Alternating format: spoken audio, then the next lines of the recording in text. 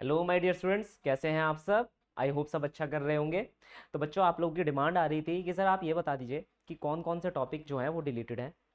साथ ही आप ये भी बता दीजिए कि सर अगर ये टॉपिक डिलीटेड है तो क्या इसे पढ़ना इम्पॉर्टेंट है या फिर नहीं है, या इसे छोड़ सकते हैं, कंप्लीटली छोड़ सकते हैं।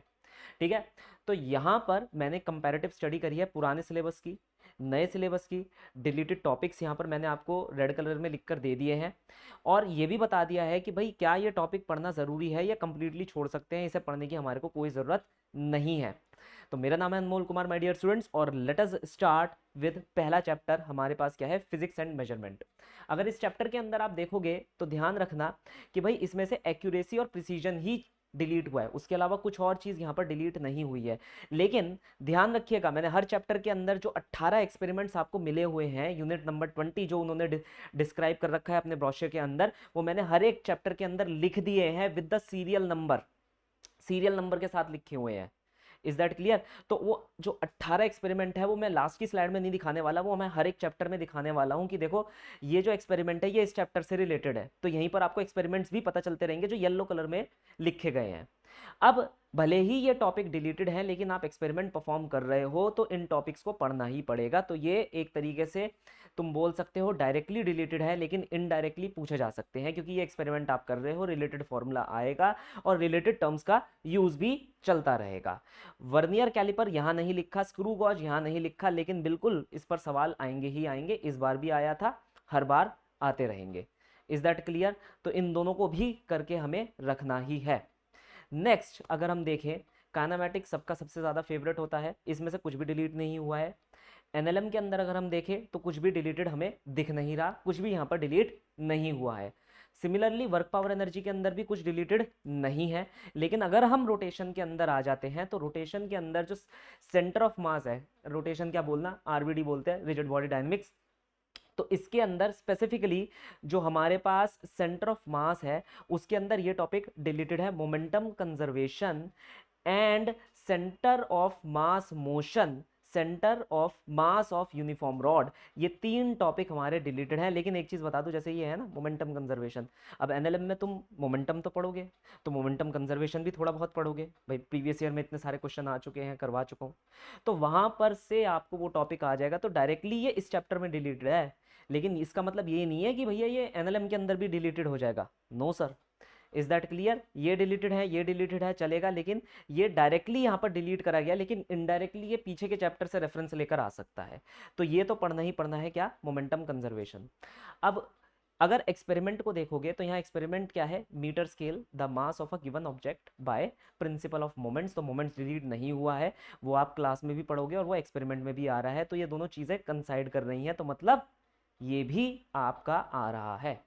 बाकी सारी चीजें बिल्कुल पहले जैसी ही चल रही हैं, जो सिलेबस पहले था व्हाइट कलर में वही सिलेबस इस बार भी है। नेक्स्ट हमारे पास क्या आ जाता है? ग्रेविटेशन। ग्रेविटेशन के अंदर सिर्फ और सिर्फ जियो स्टेशनरी सैटेलाइट डिलीटेड है, उसके अलावा एज इट इज सारा सिलेबस हमारा पुराने वाला ही चल रहा है। देन हमारे पास आ जाता है properties of solids and liquids. तो अगर सॉलिड्स की हम यहाँ पर बात कर रहे हैं तो एक्सपेरिमेंटेशन के अंदर ही Young modulus of the elasticity of a material of a metallic wire हमसे पूछा गया है। तो यंग मॉडुलस तो सिलेबस में भी दे रखा है, पुराने सिलेबस में भी है, नए सिलेबस में भी है और एक्सपेरिमेंट में भी है। तो ये तो आएगा ही आएगा, ये कहीं नहीं जाने वाला। डिलीट क्या हुआ है? पॉइजन रेशो डिलीट हुआ है, इससे पढ़ने की अब कोई ज़रूरत नहीं है। और इलास्टिक एनर्जी डिलीट हुई है। वैसे उसे डिलीट नहीं करना चाहिए था, बहुत ही आसान एक छोटा सा फॉर्मूला होता है, उसके ऊपर अगर एक क्वेश्चन आ जाता तो वैसे ही हम स्कोर कर लेते। लेकिन चलो ठीक है, उनकी अपनी मर्जी, उन्होंने ये डिलीट करा है तो डिलीटेड मान लेते हैं हम लोग। ठीक है सर, चलिए। नेक्स्ट अगर हम फ्लूइड्स की बात कर रहे हैं तो यहाँ पर देखो एक्सपेरिमेंटेशन का अपना एक महत्व हो जाता है। तुम एक काम कर सकते हो, देखो क्या होता है कि ये एक्सपेरिमेंट हमने परफॉर्म करे। अब जो एग्जामिनर होता है उसकी सोच क्या है?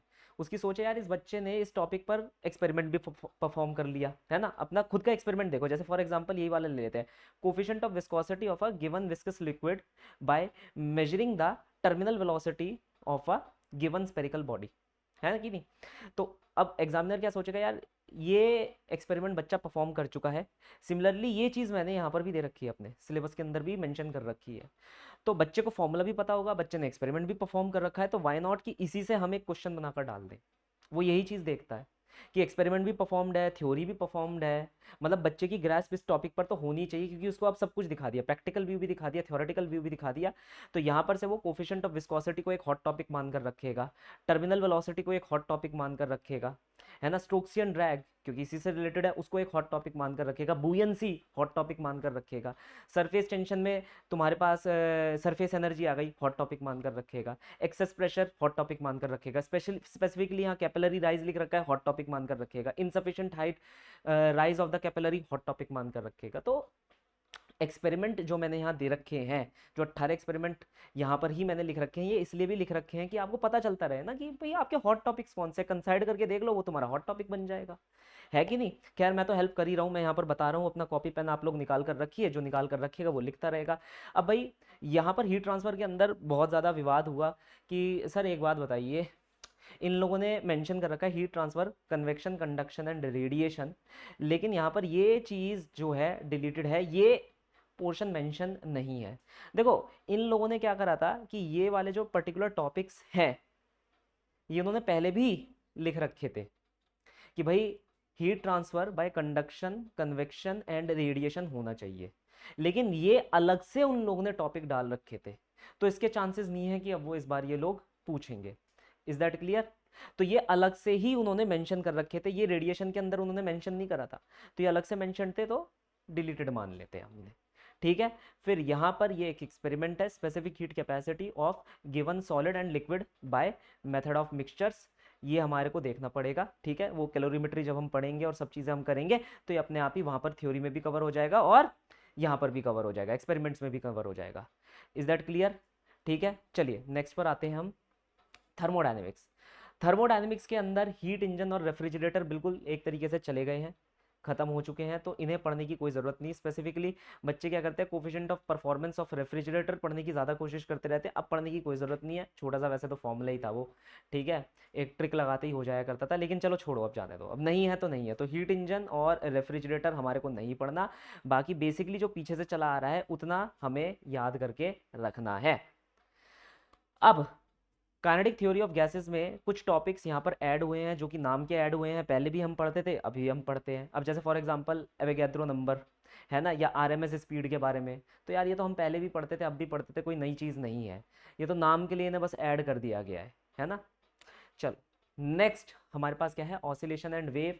अब यहाँ पर थोड़ी सी चीज़ तुम्हारे लिए प्रॉब्लम दे सकती है, क्योंकि जो डिलीटेड टॉपिक है वहाँ से फ्री, फोर्स्ड एंड डैम्प्ड ये तो डिलीटेड है, लेकिन अगर तुम एक्सपेरिमेंट को देखोगे, simple pendulum dissipation of energy by plotting the graph in between the square of the amplitude and the time, ये हमारे को गिवन है।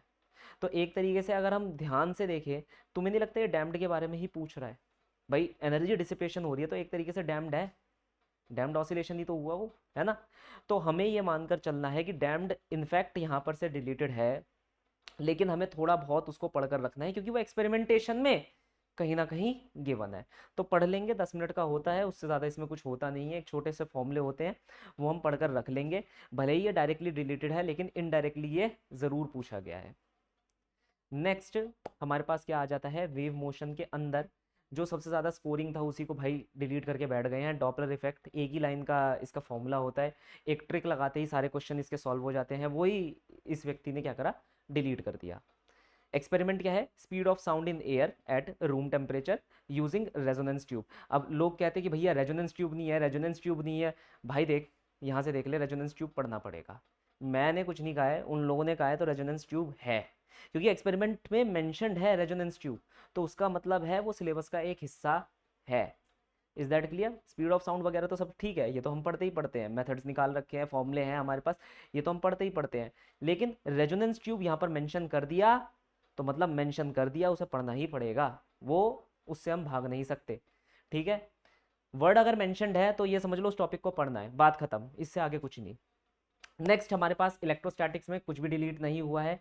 अब इलेक्ट्रोस्टैटिक पोटेंशियल एंड कैपेसिटेंस को अगर हम स्पेसिफिकली देखें तो इसके अंदर बस when D graph generator delete हुआ है, उसके अलावा सब कुछ एज इट इज पूछा जा रहा है जो पहले पूछा जा रहा था। क्लियर। नेक्स्ट हम आ जाते हैं किस पे, करंट इलेक्ट्रिसिटी पे। करंट इलेक्ट्रिसिटी पे पोटेंशियोमीटर तो पूरा का पूरा उड़ गया, और यार ये क्यों ही उड़ा, मतलब इसका एक ही फॉर्मूला, दो फॉर्मूले होते हैं इसके, फटाफट से लगाकर आंसर आ जाता है, और वो भी इन लोगों ने उड़ा दिया, चलो कोई बात नहीं। लेकिन यार कार्बन रजिस्टर को नहीं उड़ाना चाहिए था। एक वही तो चीज़ है जो हर किसी को एक्स्ट्रा मार्क्स दिलवाती है, मतलब ये तो सभी को आता है ना, ये आ जाए तो बोनस है अपने लिए। लेकिन चलो उन्होंने डिलीट कर दिया, तो कार्बन रजिस्टर, कलर कोडिंग और पोटेंशियोमीटर टोटली यहाँ पर क्या हो गया, डिलीट हो गया।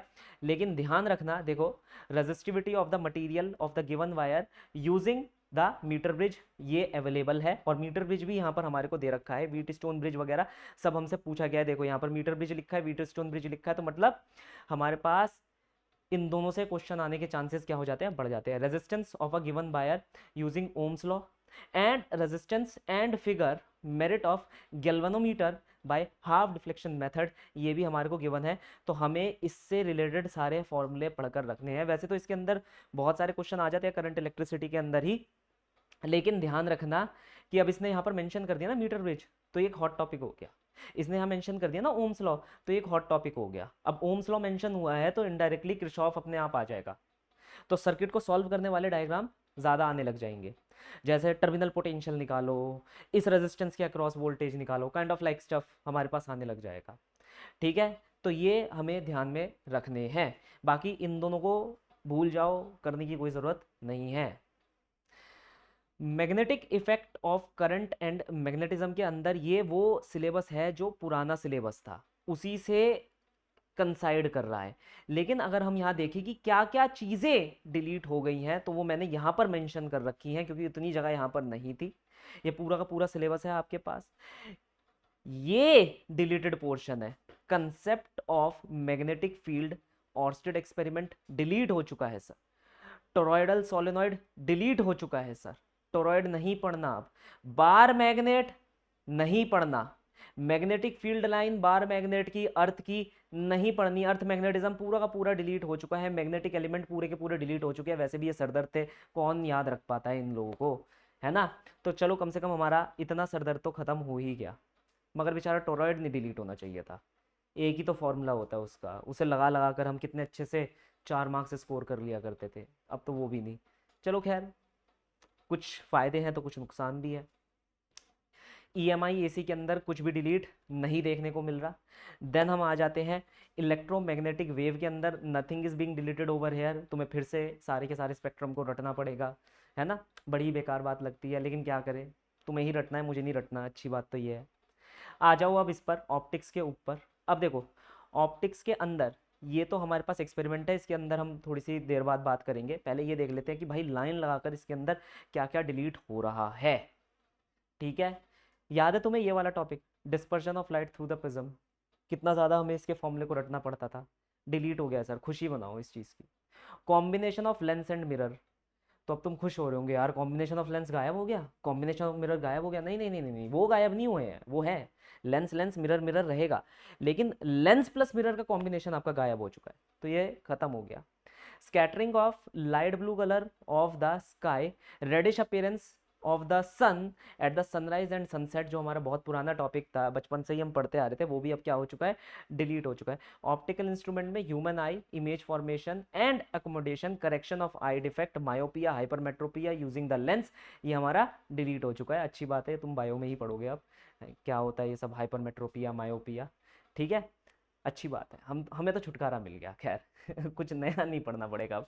हाँ, resolving power of microscope and astronomical telescope, ये बिल्कुल आपका क्या हो चुका है, डिलीट हो चुका है। इस फॉर्मूले को भी अब रटने की ज़रूरत नहीं।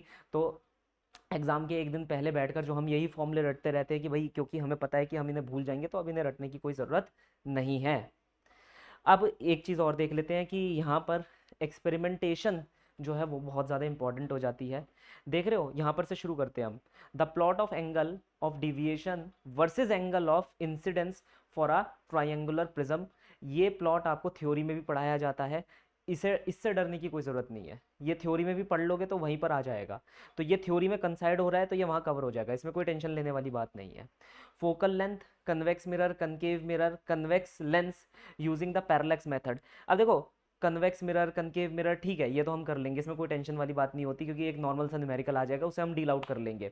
ये जो पैरेलक्स मेथड है, इसका फॉर्मूला याद रखना हमारे लिए बहुत ज़्यादा ज़रूरी हो जाता है, तो ये प्लीज़ आपको ध्यान में रखना है। वो एक अलग बात है कि प्रोसीजर हमें यहाँ पर ध्यान में रखना पड़ेगा, फॉर्मुलेशन भी ध्यान में रखना पड़ेगा, लेकिन मेरे हिसाब से पैरेलक्स मेथड जो है वो एक एग्जामिनर की आंखों में चमकता रहता है कि यार इसे दे दूंगा, इसे दे दूंगा, फॉर्मूला लगाने को दे दूंगा।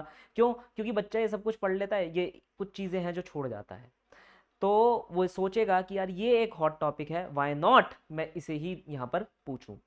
Refractive index of glass slab using a travelling microscope, ये बिल्कुल वो दे सकता है सर, ये आपका एक्सपेरिमेंट भी है, फॉर्मूला आपके पास अवेलेबल रहेगा, तो यहाँ पर से आपको एक क्वेश्चन एक्सपेक्टेड हो सकता है। आप ये नहीं बोलेंगे कि सर ये तो हमने यहाँ पर नहीं पढ़ा, ये कैसे आ गया, ये एक्सपेरिमेंटेशन में गिवन है, तो इसका फॉर्मूला एग्जैक्टली आपसे पूछा जा सकता है। क्लियर? चलिए नेक्स्ट पर हम बात करते हैं वेव ऑप्टिक्स के ऊपर। यहाँ पर कुछ भी ज़्यादातर हमें डिलीटेड होता हुआ दिखाई नहीं दे रहा। देन हम आ जाते हैं डुअल नेचर पर, और डुअल नेचर पर जर्मर डेविएशन एक्सपेरिमेंट डिलीट हो गया है, वैसे भी नहीं पढ़ते थे, अब मतलब क्या ही पढ़ेंगे, तो ये ख़त्म है ना। आता तो वैसे भी इसमें से ही है, इसमें से तो कुछ आता ही नहीं, तो फिर भी ये ख़त्म हो चुका है। Is that clear? तो इसे पढ़ने की अब कोई ज़रूरत नहीं है, इसके ग्राफ को पढ़ने की अब कोई ज़रूरत नहीं है। एटम्स एंड न्यूक्लियाई के अंदर एक चीज़ ध्यान रखना, देखो यहाँ पर अब तुम्हें सोचना चाहिए कि मैं क्या पढ़ूँ और मैं क्या ना पढ़ूँ। पता है क्या परेशानी है? इसने कहा रेडियो एक्टिव डिके, मतलब रेडियो एक्टिव खत्म, अल्फा बीटा गामा पार्टिकल सब खत्म, और तुम्हारा डीके लॉ सब खत्म, ये खत्म हो गया, लेकिन वहीं पर यहाँ फिजन और फ्यूजन दे देता है। अब फिजन और फ्यूजन के अंदर उसके रिएक्शंस भी होते हैं, वो भी हमें याद करने पड़ते हैं। तो एक तरीके से अगर हम यहाँ पर वो जो अल्फा बीटा और गामा डीके हैं, उनका जो फॉर्मुलेशन है कि भाई अल्फा डीके कैसे होता है, बीटा प्लस या बीटा माइनस डीके कैसे होता है, गामा डीके कैसे होता है, जो उनके रिएक्शंस हैं वो 2 मिनट के होते हैं, हम उन्हें पढ़कर रखेंगे। हम उन्हें ये नहीं कह सकते कि भाई वो डिलीटेड है, अपने बैक ऑफ द माइंड के अंदर फॉर डिफेंस पर्पस उसे हम रखेंगे कि भाई हाँ ठीक है, पता होना चाहिए, 2 मिनट का समय लगेगा, उससे ज़्यादा का नहीं लगेगा, 4 ही तो फॉर्मूले हैं, उससे ज़्यादा क्या। क्लियर? डीके लॉ नहीं आ रहा, ये एक अच्छी बात भी है, बुरी बात भी है, क्योंकि यहाँ पर से काफ़ी ज़्यादा स्कोरिंग चीज़ें हम निकाल सकते थे। मीन लाइफ निकाल ली हमने, हाफ लाइफ निकाल ली, काइंड ऑफ लाइक। अब चलो नहीं आ रहा तो क्या ही कर सकते हैं। आइसोटोप्स, आइसोबार, आइसोटोन्स नहीं आ रहा है। नेक्स्ट हमारा इलेक्ट्रॉनिक डिवाइस, कुछ भी यहाँ हमें डिलीटेड होता हुआ दिखाई नहीं दे रहा है, लेकिन सर यहाँ डिलीट हुआ है। ट्रांजिस्टर्स बिल्कुल यहाँ पर डिलीट हो चुके हैं। एनर्जी बैंड इन सॉलिड क्वांटिटेट, हाँ qualitative idea only conductor and insulator, तो ये एनर्जी बैंड्स हमारे डिलीट हो चुके हैं, इसका तो वैसे भी कोई खासा कुछ आता नहीं था, ट्रांजिस्टर से बच्चा ज़्यादा परेशान रहता था, तो एट लास्ट वो हमारे क्या हो चुके हैं, डिलीट हो चुके हैं। ठीक है, और इसके अंदर ये सारे एक्सपेरिमेंट क्या हो गए हैं हमारे, इंक्लूड हो गए हैं, यही है 16, 17 और 18वां एक्सपेरिमेंट। अब इसके अंदर एक चीज़ ध्यान से देखो, जिनर डायोड लिखा है, मतलब वो यहाँ का हॉट टॉपिक है। देखो सेमीकंडक्टर के अंदर गेट्स तो एक हॉट टॉपिक रहेगा, ये समझ लो एक क्वेश्चन गेट को डेडिकेटेड रहेगा, लेकिन एलईडी और जिनर डायोड, इन्हें दोनों को नहीं भूलना है। जिनर, एलईडी एक्सपेरिमेंट्स में लिखा है, इसका मतलब इसका क्वेश्चन आ सकता है। अब यहाँ पीएन जंक्शन डायोड दे रखा है, तो पीएन जंक्शन डायोड से कैसे क्वेश्चन आ सकते हैं, हमारे पास सर्किट डायग्राम के क्वेश्चन आ सकते हैं। क्लियर?